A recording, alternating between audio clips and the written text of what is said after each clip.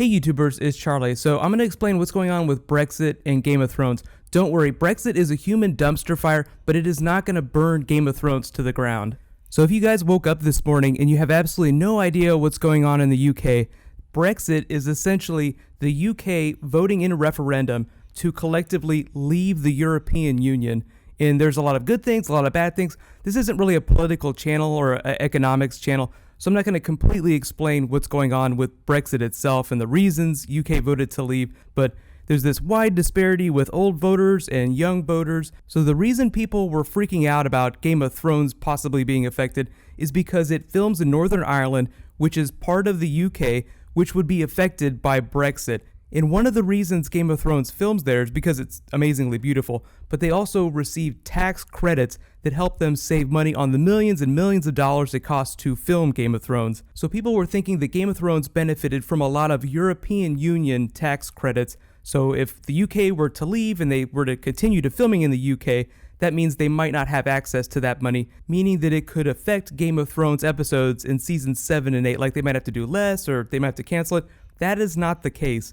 Most of Game of Thrones money comes from UK-specific tax credits, which would not be affected by Brexit. So like all the, the millions and millions of dollars that cost to film Game of Thrones, of the credits that they receive, you can think of it as like bonus money. Most of that bonus money that they receive based on the place that they film would not be affected by Brexit. So do not worry, it's not going to shorten Game of Thrones run. There are people at HBO whose job it is to make sure that stuff like this does not affect the actual filming of episodes. Like really crazy political things going on in the world. In worst case scenario, they would just go find somewhere else to film. So there's no need to worry. But you could think of it as Daenerys burning the cows by setting the tent on fire. She didn't light the cows on fire, she lit the tent on fire, and the cows just didn't make it out in time because the fire burned so fast. Imagine a large portion of the UK sets itself on fire. Game of Thrones would just move down the street away from the fire rather than let itself be burned alive.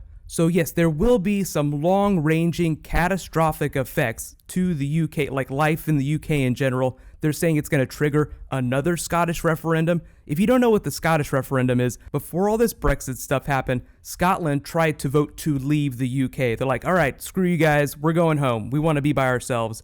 That didn't work. Cut to a couple years later, we have Brexit. Now the UK is leaving, so all those Scottish people that tried to leave earlier are like, hey, we should try to do this again. If the UK can leave the EU, then Scotland can leave the UK. So right now it seems like the UK is imploding while setting itself on fire. That's not exactly what's going on, and it's not like some crazy Littlefinger plot to devalue the British pound, even though the British pound is going way down. It'd be like if Littlefinger were trying to bring down the crown instead of pushing it into debt by devaluing gold. So like Lannisters have lots of gold. Imagine Littlefinger wanted to bring them down, not by putting them into debt, but by making gold worthless. So while things seem really bad in the UK right now and there's a lot of confusion as to what's going to happen long term, the effect on the worldwide economy and trade isn't going to be quite as bad as people think it is. One of the reasons for the EU to exist is just to make trade a little bit easier. It's like all the 7 kingdoms coming together. Imagine the 7 kingdoms in Westeros all breaking apart. What they would do is they would just charge extra taxes on trade.